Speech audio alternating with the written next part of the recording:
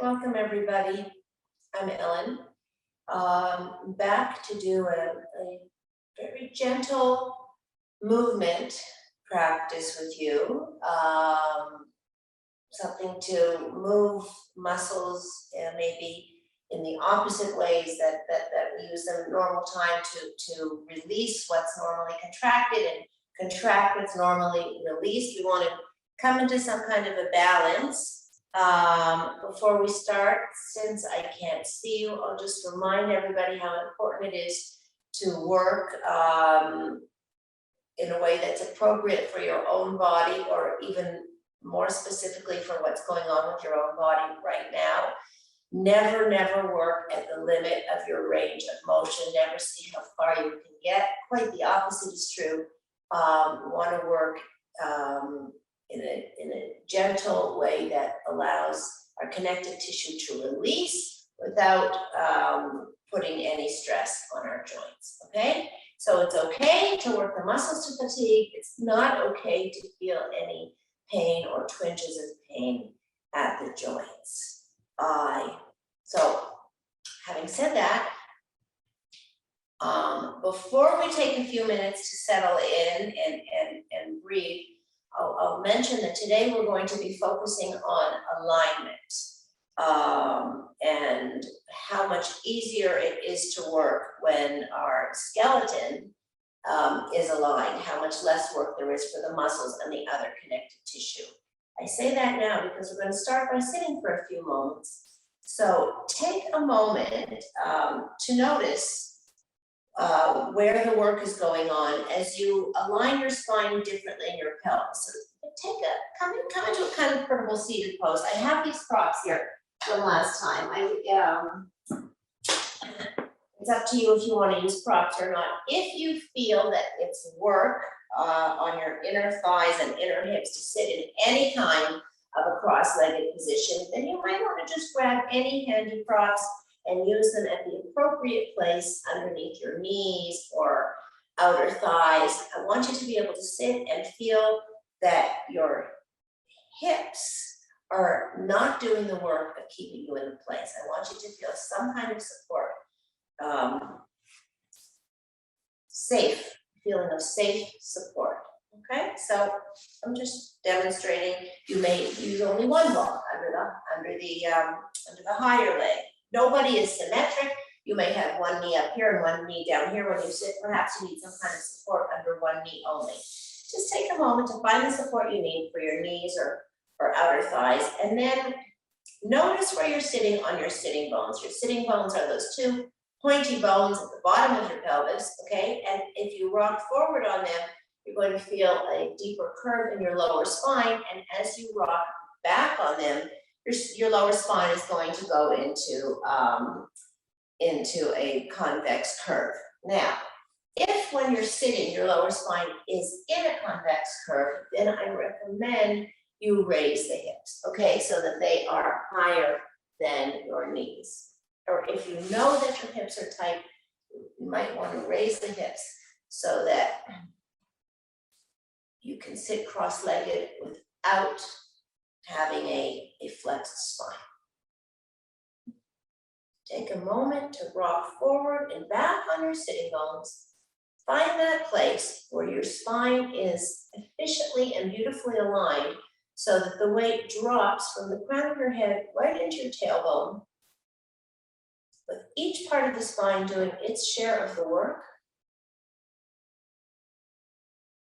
and less work from the supporting connective tissue.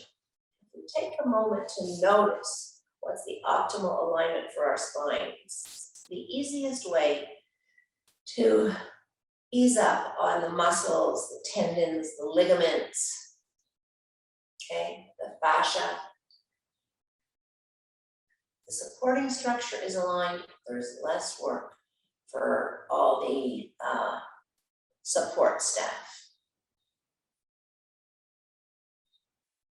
Now this, of course, is not only when we're sitting in a cross-legged seated pose.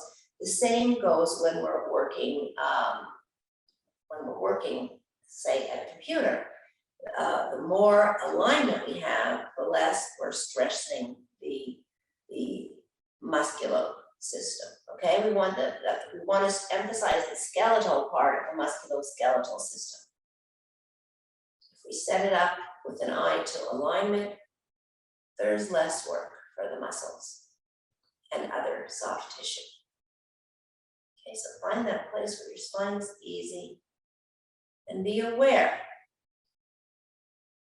that gravity is dropping from the crown of your head through the spine, through the sitting bones. Okay, gravity is pulling you down, and then there's the reverberation. The reason we're able to sit up straight is because we allow gravity to support us.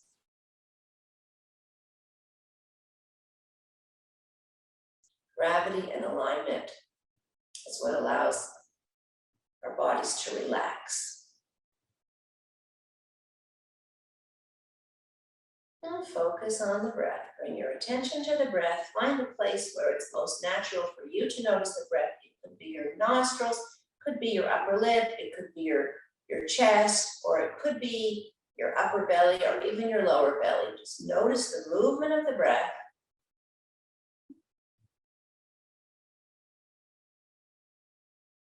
And if your tension is on the chest or the abdomen, then the spine is gently moving to create the space for those movements of the breath, of the inhalations and exhalations, so that by sitting here and just taking a few moments to pay attention, we notice that by not doing anything, there's already gentle movement. Movement is what reduces our overall ergonomic risk. Okay, it's interesting to note that even when we don't do anything, there is a gentle movement going on. And bring a hand to the belly, just below the rib cage, the upper belly, a hand to the chest. And you can notice the movement with the breath.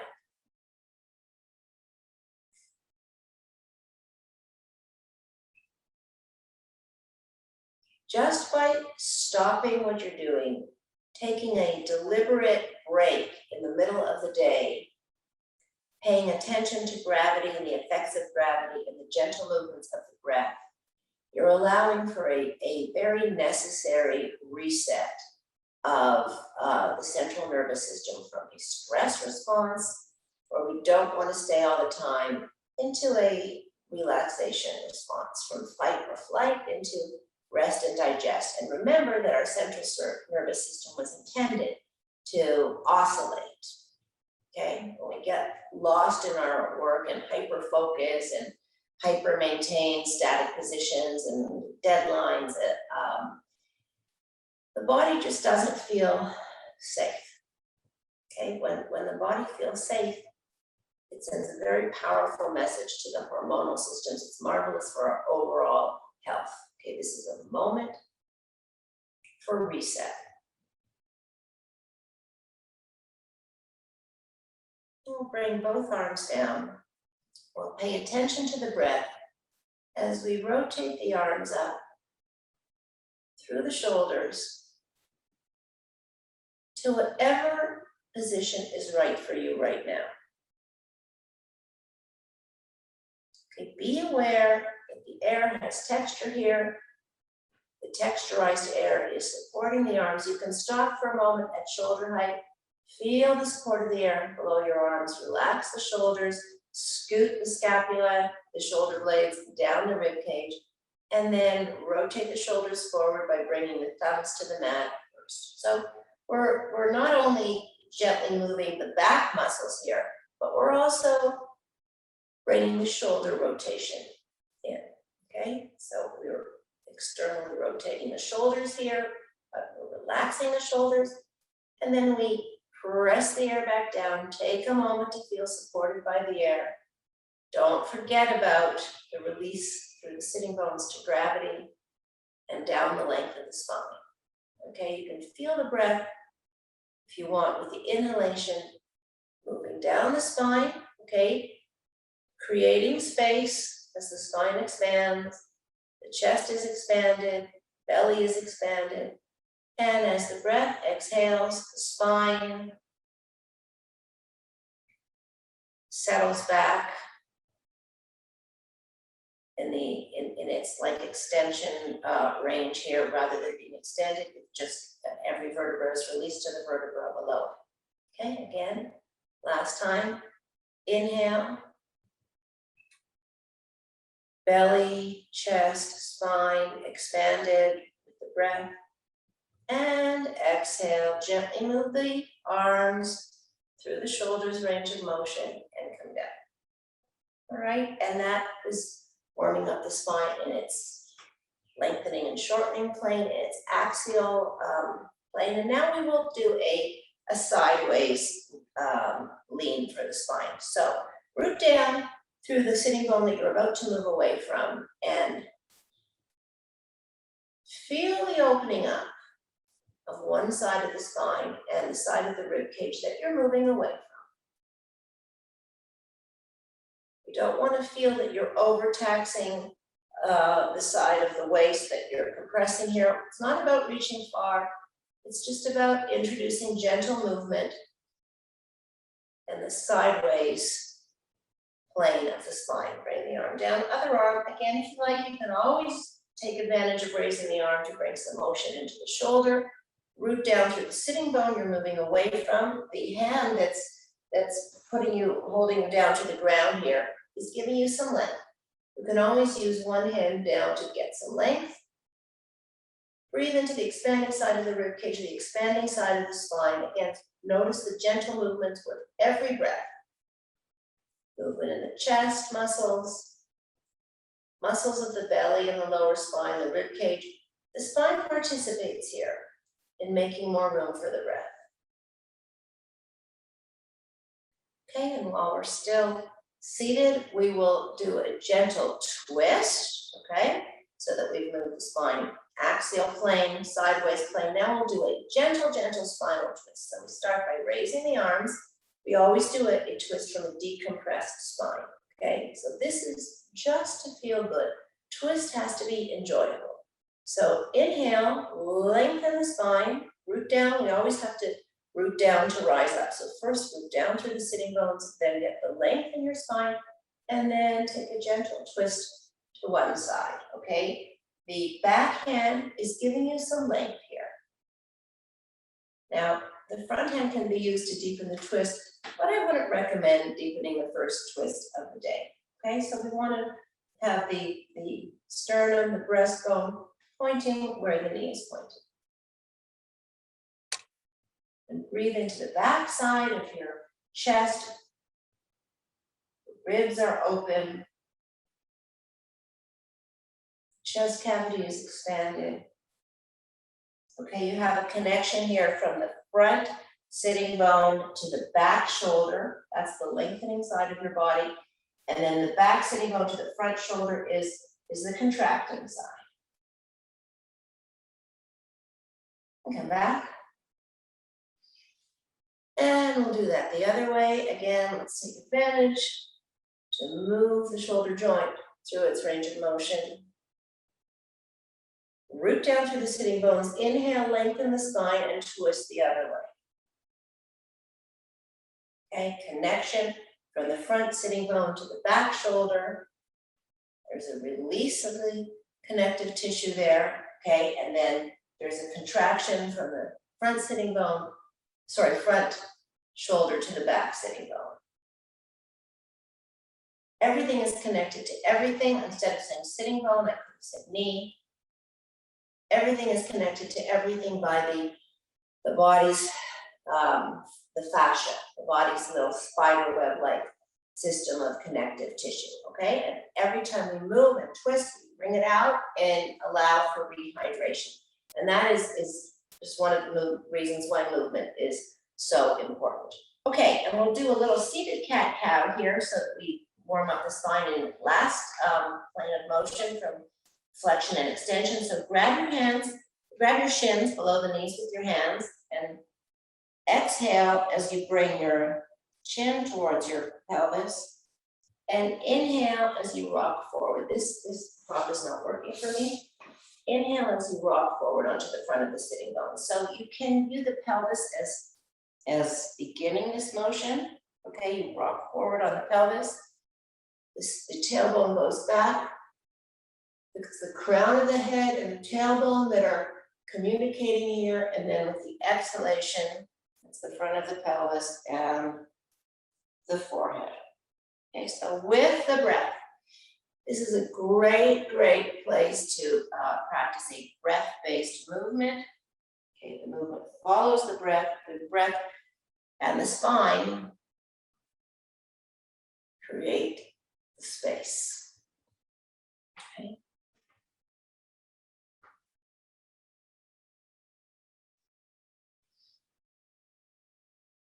Great, okay, now let's take a minute to sit, okay? Now take a moment to let the weight drop from the crown of your head all along the alternating curves of your spine to your two sitting bones, root down to gravity, and then draw up some extra height. The soft tissues have been released. They're doing less work now. See if you can transfer the work to the skeleton, to the axis of the spine.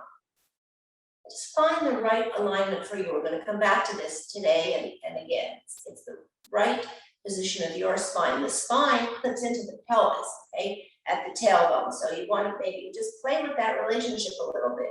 The pelvis is what's supporting you. That's your base of support here. You want ease as you draw up from that base of support. So you have to be clipped in correctly. You don't want to be leaning forward too much for you or leaning back too much for you. Okay, and let's move into all fours. Okay, now already this is the beginning of paying a lot of attention to your hands. Okay, when we move into all fours, the hands are doing maybe more work even than the knees or the feet. So take a moment to just really root down through the hands. Middle fingers should be facing forward, parallel to each other, if that's right for you. Thumbs are moving towards each other, communicating with each other as much as is possible. Okay, and from here we're going to continue with the cat-cow.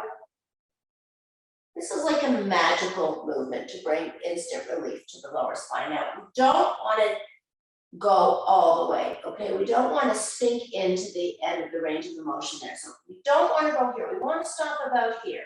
We don't want to push ourselves into the final part of the range of the motion. No, we want it to have a little bit of restraint. You have a fluid motion that doesn't go all the way.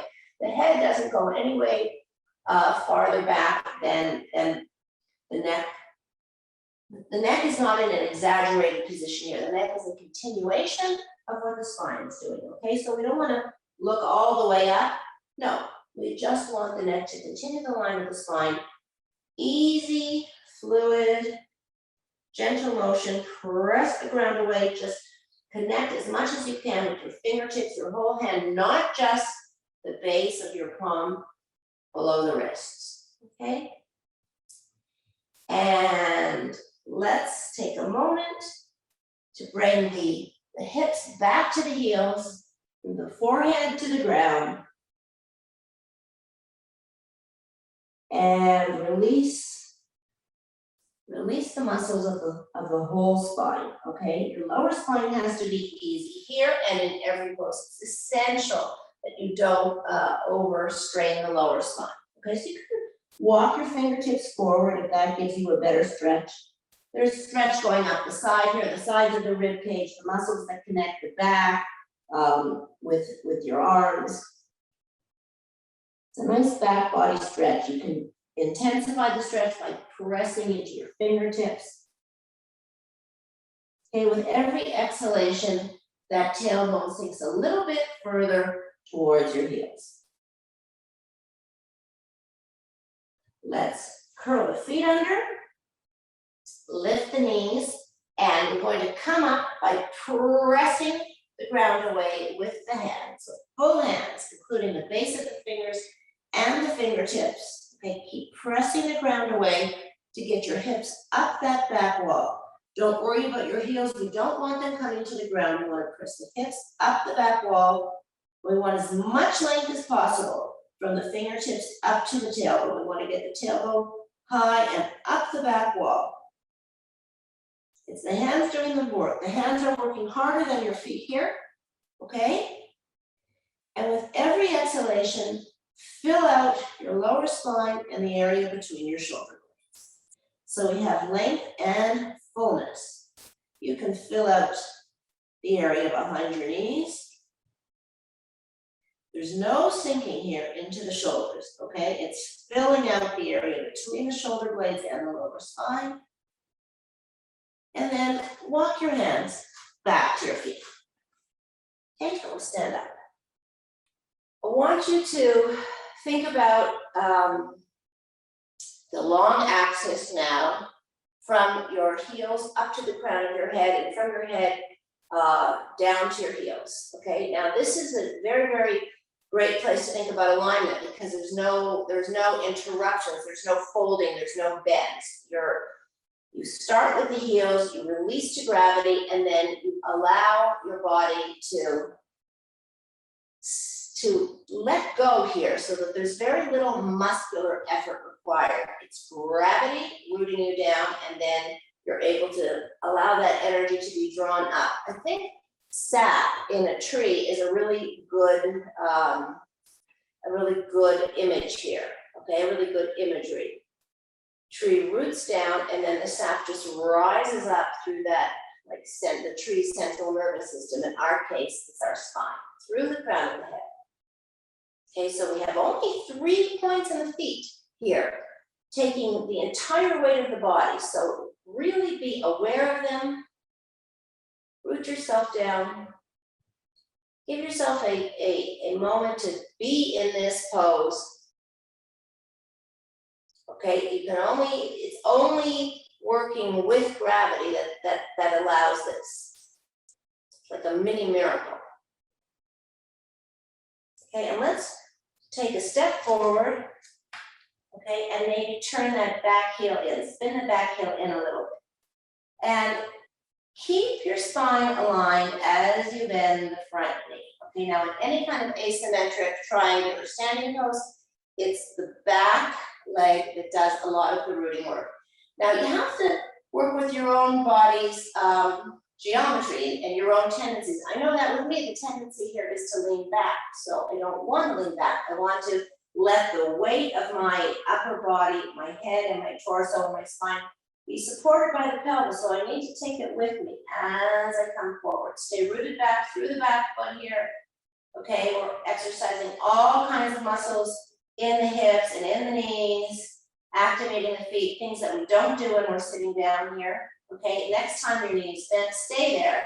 Now, if you have knee issues, and even if you don't, be very, very careful to support the front knee. Okay, that means don't let it come forward at the front ankle and don't let it fall in. Your knee should be tracking kind of between your middle toes or out towards the feet. Don't let that knee fall in. Root down through the back leg. I'm going to take a slightly longer stance. Knee only above the ankle, and then let the hands come up through the front.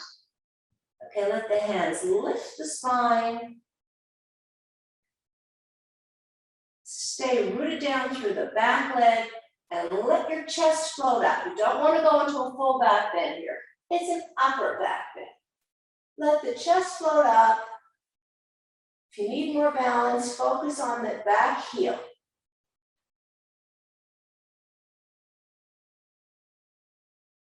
And then you can let those hands come together, draw them down the midline.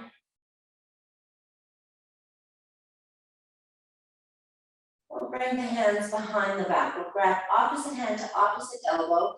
Both hips are facing forward here. Okay, I've taken a position with my back leg. I've spun the heel in or out as much or as little as necessary to allow both heels to face forward.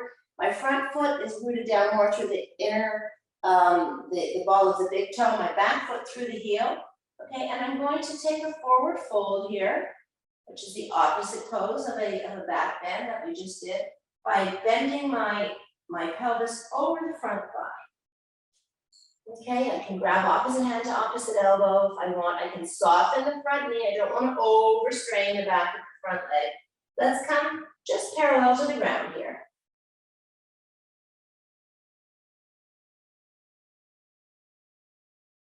Okay, come up by pressing the ball of the big toe into the floor. And step it forward here. And let's come into a forward fold. Okay, let's do the other leg. Come to the back of your mat and take a step forward. As you do that, you might want to spin your back heel in a little bit, not too much. We don't want the hips facing off to the diagonal. Both hips are forward. Okay, and we're going to bend the front knee, not coming forward of the ankle. And remember, take your spine with you. It's that efficient clipping in of the tailbone to the pelvis that supports the spine. Don't leave your upper body behind you. Take it with you as you come forward and stay down. Okay, if you need more balance, focus on the back leg. The heel of the back leg, the ball of the big toe of the front foot. And let the hands come up. Again, be supported by your pelvis. Let the pelvis be drawn down to gravity. Spine is long. And the upper chest is lifting up, and it can go with it. It's not a full back bend.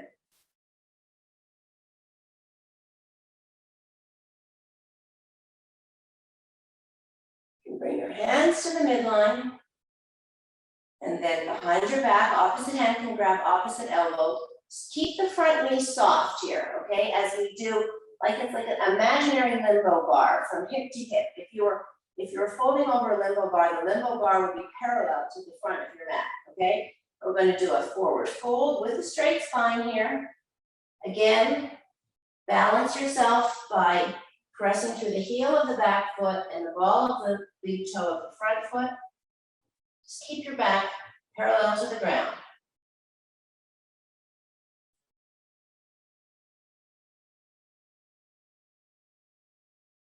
Again, step it forward.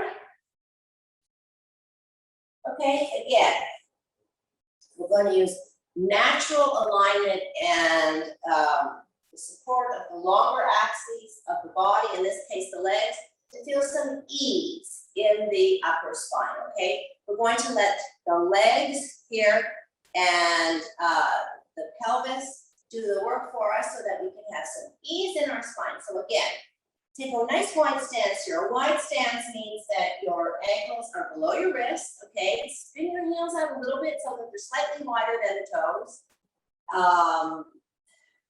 Root yourself down through the feet. Take a moment here to just feel some ease, rising up through the spine. You're rooted down through both feet. You're kind of drawing that energy up to the pelvis, and from there on up, it's pure ease, okay? And again, we'll do a forward fold, which is a hip hinge, over the pelvis, hinging at the hip socket, over the thigh. Keep your knees soft, okay? Only do this as much as your lower back can be easy. The legs are doing the work to support you here. We don't want too much work done by the muscles and the soft tissue of the spine. And if it's comfortable for you, keep on going. Bring your hands to the floor and let your head go for sure. Okay, now notice what happens as you let the tailbone go up, rise up to the sky, not the tailbone, more like your sitting bones. The legs are doing all the work here. You can only stay in this pose as much as your spine is easy, okay? Your lower spine has to be easy here. This is like getting on your own inversion table, only if you don't happen to have one, okay? This is an inversion, that means decompression of your spine. It can only work as long as the muscles of your lower back are easy. It's the leg doing the work here. Let's walk our hands forward. Okay, we'll bring the hands into it now by going into like a wide-legged down dog. That means your hands are going to be doing more work than your legs as you press, press, press your sitting bones up the back wall. Press your fingertips and the base of your fingertips, not just your wrists. The hands are kind of the new feet here. Transfer the work onto your hands. Let them do more, your arms do more work than the legs.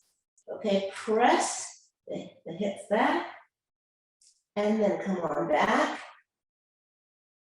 Bend your knees and place your hands above the knees on the thighs, okay, and press yourself up, all feet, no back. Press the floor away with your feet to come out without bringing your spine into it at all. Okay. We'll do a seated forward fold, okay? Again, if I took this seated forward fold and I rotated it, if it were a photo and I rotated it 90 degrees, it would be identical to standing forward fold. The difference would be, the difference would only be my relationship to gravity. Okay, so we'll actually support the knees a little bit to ease the lower spine. So just grab anything at all. A pillow, a cushion. You could, if you're using a mat, you could just get off the mat and roll it up. Place something between your knees, okay? To relieve some of the strain on your lower spine. We want to come forward only as much as feels comfortable on your lower spine, okay? So again, I'm gonna root down, really support yourself, okay? Take a moment to align the spine, align yourself on the pelvis. You're gonna need some room here because you're rocking the pelvis forward over the thighs. So widen out your sitting bones, give yourself some room in the pelvis, okay? And we're going to do a tipping again of the pelvis at the hip socket over the thighs. Come forward with a straight back, okay, as much as is right for you. So it's the chest leads forward, the lower back is full and it's straight. Okay, your knees are bent. I don't have anything underneath my knees. This log is too high for me, but my knees are bent, adding another measure of protection to my lower spine. And it's as though there's some contact paper like on my belly, and I'm just kind of lifting that protective surface. So I don't want any air bubbles as my belly connects with my thighs, okay? If your thighs are raised here by the prop underneath your knees, it's easier to feel that connection. And then soften the head, soften the shoulders. Don't try and get anywhere, okay? Don't try and get anywhere. Grab onto something. It could be your shins, the mid-shin.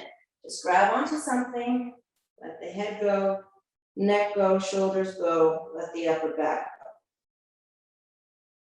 go. Imagine rotating this position by 90 degrees and you're in a standing forward fold.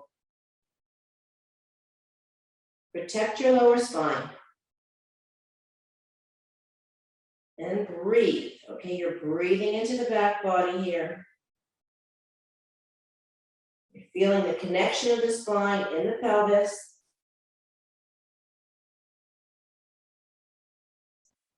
Decompression of the spine. Okay, as you separate the vertebrae here, you're bringing some gravity into it. And let the chest lead you forward. Okay, keep your lower spine easy as you come up. Okay, and we'll come back into a lying down posture very, very, very slowly, okay, by pressing, like fully engaging this very, very long axis of the legs here.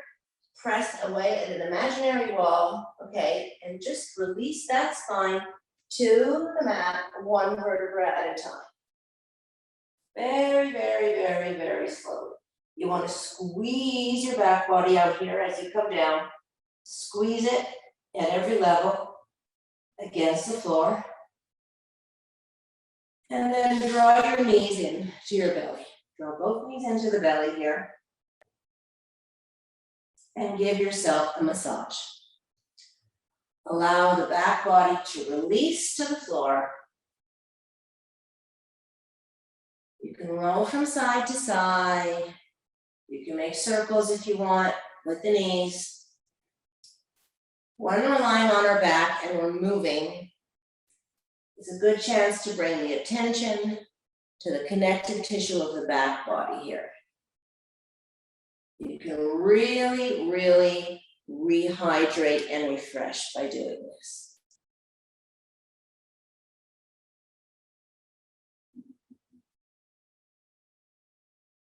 Okay.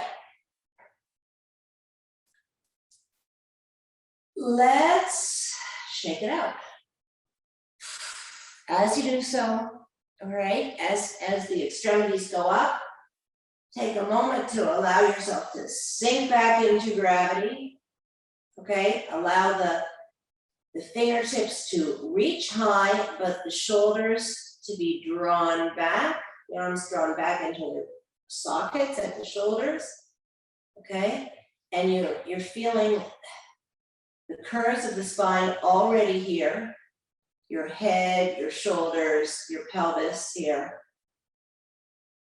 rooting you down so that the curves in between are easy and protected. Let's stay here for a moment using all gravity and alignment and reducing the amount of soft tissue work that we need to stay here. That might mean the difference between having your legs here and here. I mean, this is a lot of work. If you use gravity here, you find the spot where it's as little effort as possible from the hips to keep you up here, that's where you want to be. Same way, instead of contracting the chest and reaching from the back body, no, just allow gravity to support you. And take this concept with you when you return back to your desk. Allow gravity and alignment to support you. The more you can do that, the less work it is for your muscles, tendons, ligaments, fascia, soft tissue to keep you in the position that you're in. Find a way to let gravity do most of the work. Gravity and alignment. Okay, and slowly bring your knees in. And come into a comfortable final relaxation pose. If in general or now in particular, your lower spine is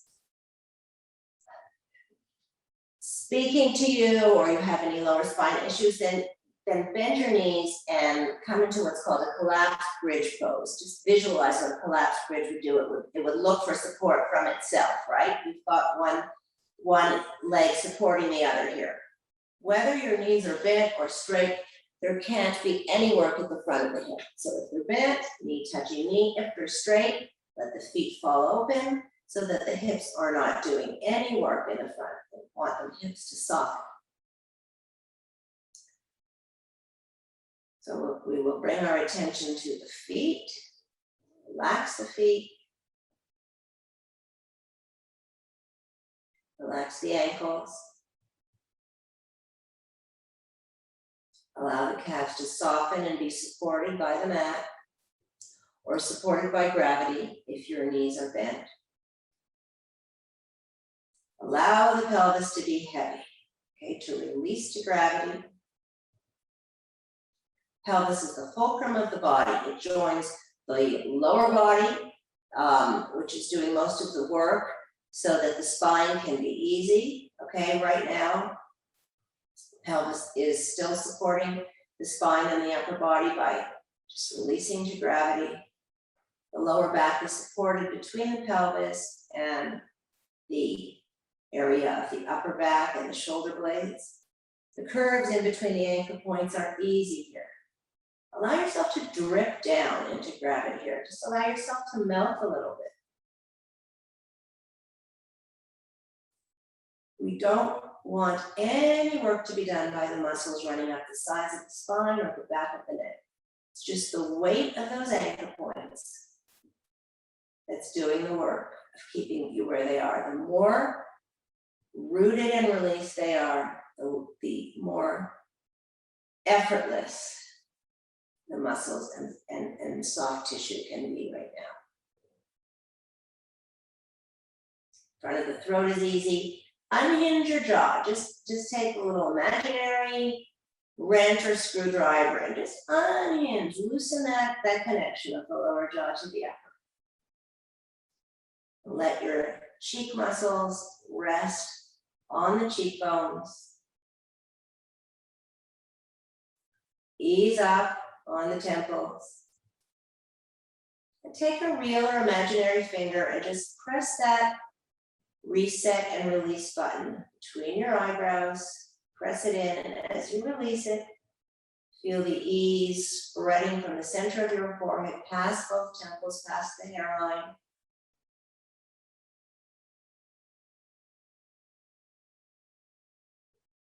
And imagine that you're just a deconstructed skeleton here, not connected by the soft tissue system, no muscles,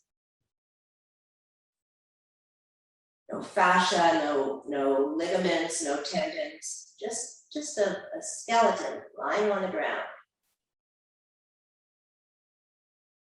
Moved by every breath. Coming apart and back together with every breath cycle. Allow the breath to move the skeleton.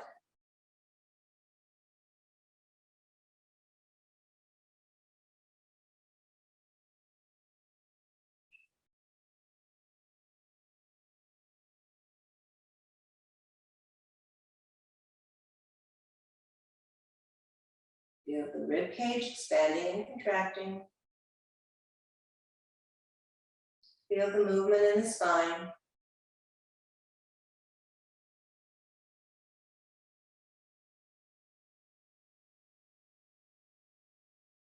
The lower body, the legs, also the arms pretty much stay where they are. The movement is in the spine and the rib cage.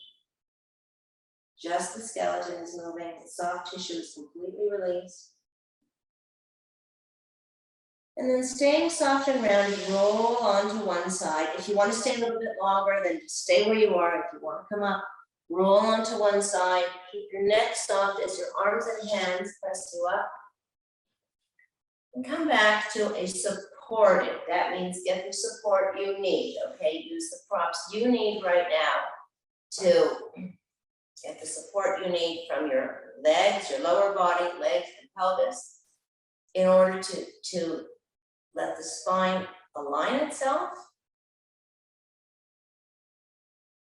Sink down with every inhalation. And rise up with every exhalation.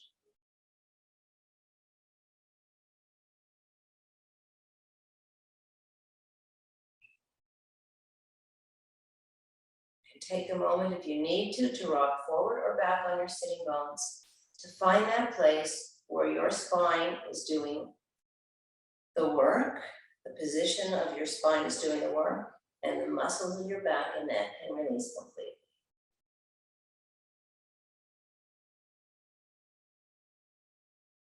Support is support, alignment is alignment. It doesn't matter if we're in the middle of a movement practice or sitting at our desks. It's the same principles that apply. Okay, so remember, we can't set up the ease. We can only focus on the support. The ease is the byproduct. The ease is the result we're trying to get.